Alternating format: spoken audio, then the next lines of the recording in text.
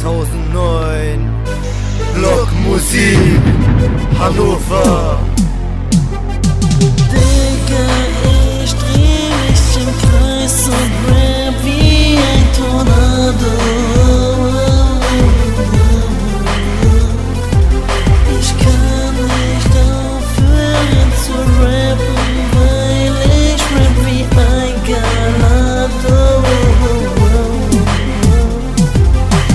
Dicke Essen 2-2 Kurden auf dem Beat, 2 Schläge in die Fresse mit der besten Qualität. In mein Viertel gibt es Schlägerei als Aktivität, deswegen wirst du von mir persönlich gequält. Wir sind Blockmusik, wir haben Deutschland geweckt. Ich habe am 8.8.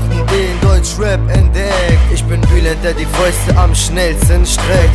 Das hier ist dein schlimmster Geburtstagsgeschenk. Mein Name ist Fatu und guck, wie ich auf dem Beat abgehe. Bist du neidisch, weil ich auf dem Beat jetzt abgehe? Egal was du machst, du bist immer schlechter als ich. Nur weil ich besser als du bin, verratest du mich mit Absicht. Ach komm, hör auf und schieb kein scheiß Gelaber. Du bist ein Kind, schieb kein Palaver. Denkst du kannst mich verarschen oder was krass?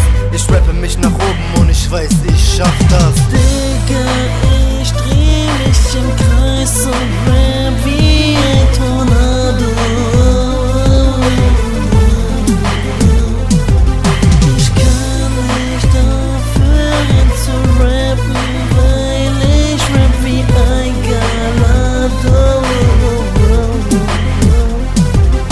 Du machst dich nur zum Kasper, du elender Transe. Dein Gesicht guckt raus wie ein weißer Schimpanse. Nur weil du einen Track hast, denkst du hast es drauf. Komm, ich zeig dir meinen Trick und baller dir einen drauf.